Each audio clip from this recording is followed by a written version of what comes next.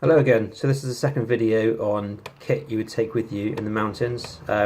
This is sort of a nice to have list, things that I would take anyway, but people can't always fit them in their rucksack or want to not carry as much weight. The first thing I'll start with is some spare socks. So obviously you got your pair you're going to be wearing anyway. Take a spare set with you, so if you fall into a bog or a river or you get particularly sweaty or anything like that, you've always got a nice fresh pair to put on your feet, which will help prevent blisters as well as be more comfortable for you. On socks as well, take a good few pairs of socks so that after each day's walking you can get off the hill, get into the minibus and put on a nice clean fresh pair for the rest of the night. It's just good for morale, and it's also good for your feet to stop them staying soaking wet as well.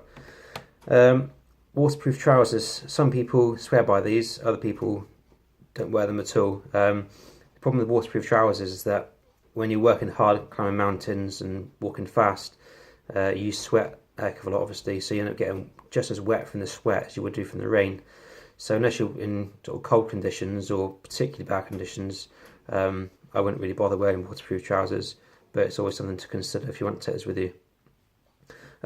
Like the waterproof coat, with those, if you get some breathable ones, for example Gore-Tex or E-Vent and that kind of stuff, it does let out some of the moisture from your body, so it makes it a bit better. Survival bag and a foil blanket. They are fairly important, to be fair.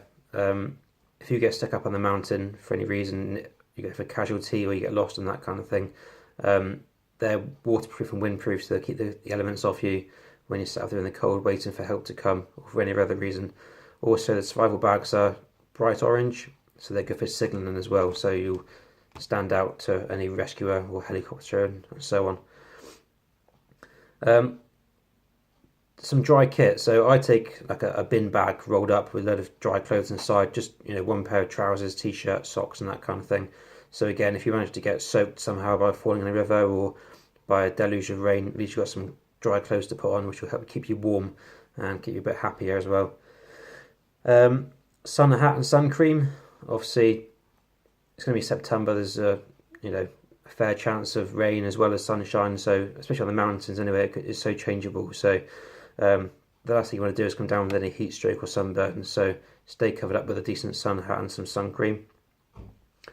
A packet or two of tissues. Again, when you've got the wind blowing in your face and the rain and that kind of thing, or if you've just got a cold, whatever, it's nice to have some tissues with you, something that people often overlook. It's always nice to have, along with wet wipes as well. Just good for keeping in your rucksack, just to clean you up when you need to. Spare water bottle. Again, something small really if you're going to take one.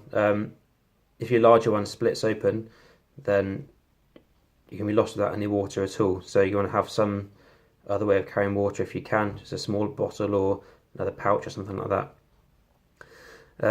On water, maybe some purification tablets as well. So if you run out of water on the mountain, you can find a stream somewhere. Obviously check upstream first for dead animals and dead sheep and that kind of thing, and then get some water from further downstream. Fill your bottle up with that, and then chuck in a purification tablet and wait for 10 minutes or so, and then you can drink that water from the stream without having to go back to a tap. Spare boot laces. So obviously the last thing, you're on top of a mountain with a few hour walk back down again, and your laces snap on your boots, you're going to be in a world of trouble then. So it's always handy to take a spare pair of laces with you as well, in case that happens. And talcum powder as well. Again, if you're going to be changing into your dry socks, it's always handy to have a bit of talcum powder just to quickly shake onto your feet to help dry them off. In the military, what we do, or what they do, is get a bag, like a small sort of dry bag, or even a carrier bag or a Ziploc bag or that kind of thing. Shake some talcum powder into it, and then put your foot inside that and sort of rub it around so that the talc sticks to your foot, and you end up shaking it all over the floor and wasting half of it. I think that pretty much sums up kit nice to have on the mountain, so I will continue again in the next video.